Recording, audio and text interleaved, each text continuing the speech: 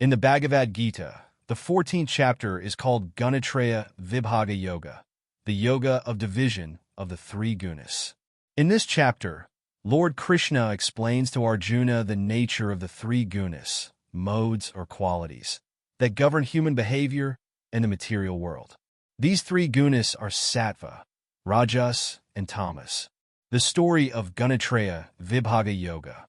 After Arjuna, the warrior prince, expresses his confusion and doubt about his duties in the battle of Kurukshetra, Krishna takes on the role of his divine guide. In this chapter, Krishna elaborates on how every human action and thought is influenced by the gunas and how they impact one's journey towards spiritual freedom. Sattva, the quality of goodness, purity, and harmony. Krishna tells Arjuna that sattva is the mode of clarity, knowledge, and happiness. Those under the influence of sattva seek truth and light and are drawn toward wisdom and peace. However, sattva also binds the soul by creating attachment to happiness and knowledge. Rajas, the mode of passion, activity, and restlessness. Krishna explains that rajas is driven by desires and attachments. It fuels action, ambition, and the pursuit of material success.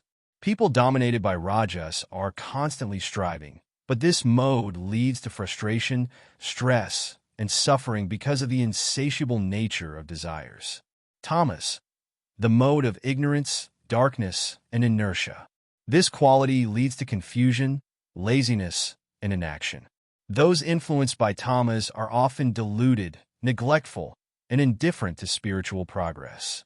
It results in ignorance, sloth, and emotional heaviness. The cycle of life and the gunas. Krishna teaches Arjuna that every living being is influenced by these three gunas, which bind the soul to the cycle of birth, death, and rebirth.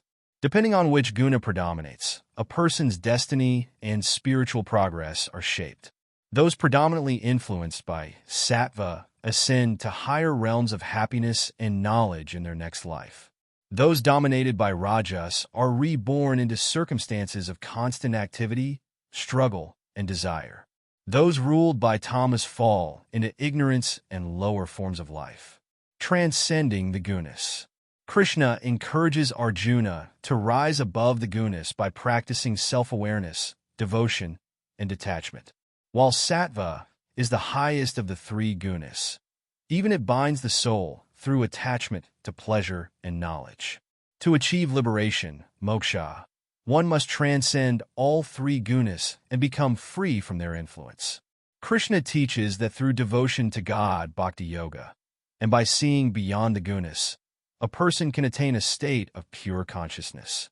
In this state, one is not affected by pleasure or pain, success or failure, and becomes spiritually free.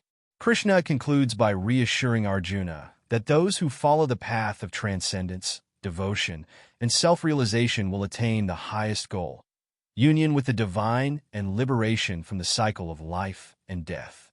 Key takeaway: the Gunatraya Vibhaga Yoga emphasizes the importance of recognizing the gunas' influence on human behavior and seeking to rise above them through spiritual practice. By doing so, one can achieve inner freedom and ultimate peace.